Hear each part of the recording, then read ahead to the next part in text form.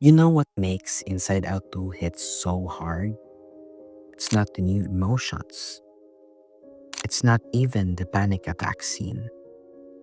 It's the fact that this movie understands something painful real. Growing up doesn't change how you feel. It changes who you think you are. And in Inside Out 2, Riley isn't just dealing with anxiety. She's fighting for her identity. Because the first Inside Out was about emotions learning how to work together. But the sequel isn't really about teamwork anymore. It's about what happens when your mind starts building something bigger than feelings, something heavier, a version of you. Riley is at that age where your brain starts asking questions that don't have easy answers. Am I cool? Am I embarrassing? Do people like me? What if I'm not enough? And those questions don't just affect your mood, they shape your sense of self. That's why the sense of self concept in the movie is such a genius move.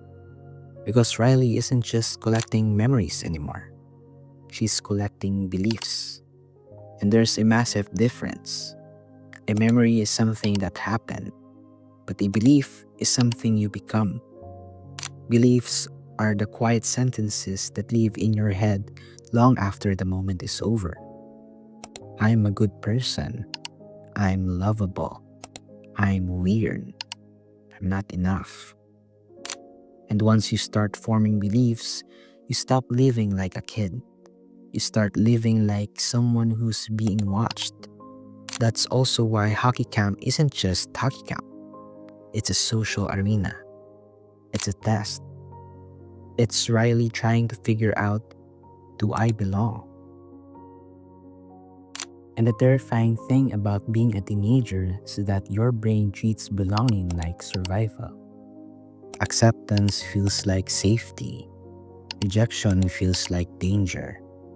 Not metaphorically, your body reacts like it's danger.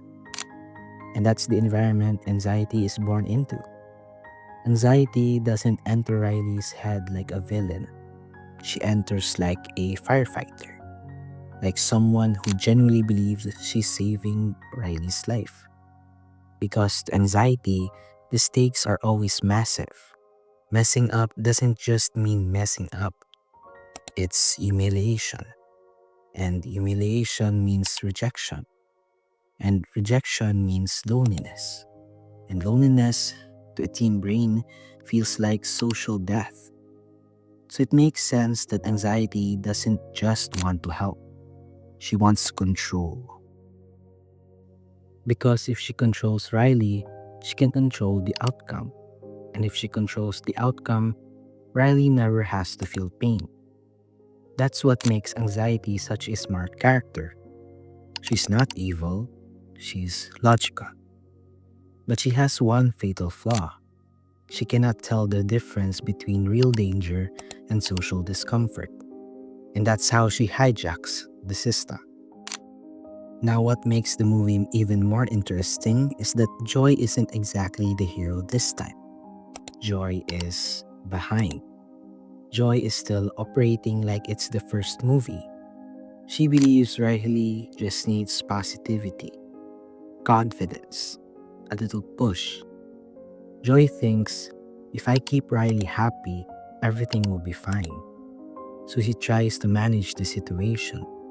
She tries to steer Riley into the right version of herself. The version that's friendly, lovable, successful, and impressive. But here's the problem. Riley isn't a kid trying to feel okay anymore. She's a teenager trying to figure out if she's worth anything. And no amount of positivity can solve that. Because this isn't a mood problem, it's a self-worth problem.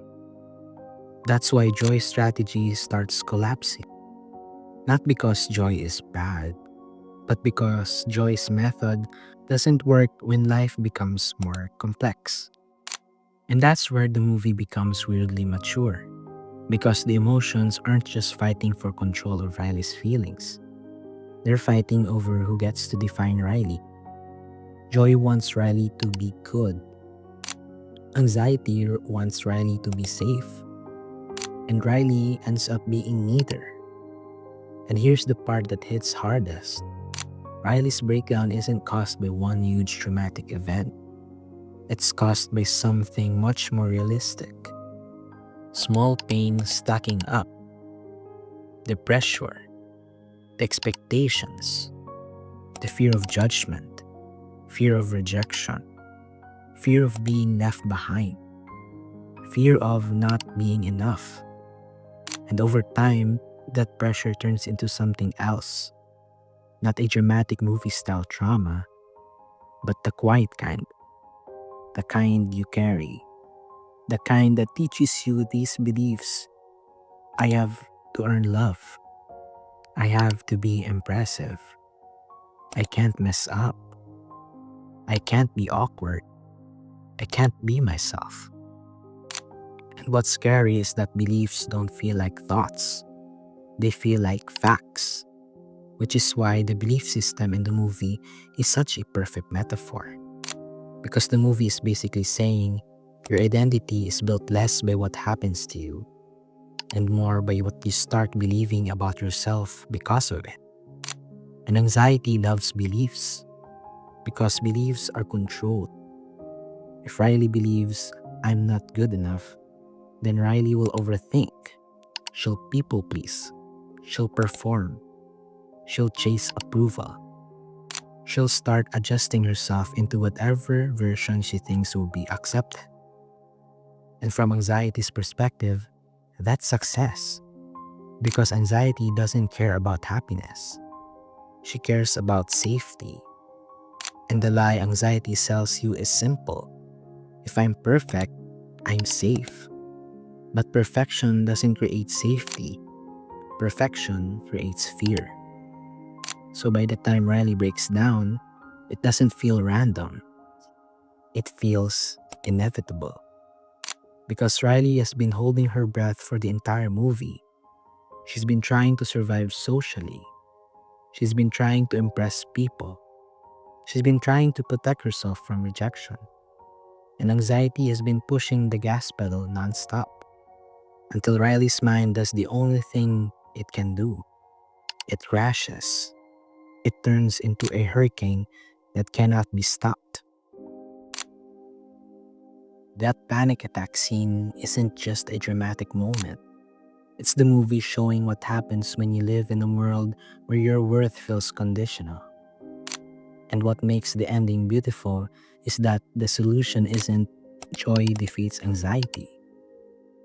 The solution is Riley accepts herself. Joy finally realizes she can't control Riley into happiness. Anxiety finally realizes she can't protect Riley into safety. And Riley finally learns something every teenager needs to learn. You don't build identity by chasing approval. You build identity by learning you're allowed to be messy and still be loved. That's the real message of Inside Out 2. It's not telling us anxiety is bad. It's telling us anxiety is what happens when the world teaches you that love is something that you have to earn. And that's why this movie hits so hard. Because growing up isn't just gaining new emotions. It's surviving the moment where you realize people can judge you. People can reject you. And you still have to choose to be yourself anyway. So yeah, Inside Out 2 isn't really about emotions. It's about identity. It's about the terrifying moment where you realize you can't control life. You can only control whether you abandon yourself trying to survive it.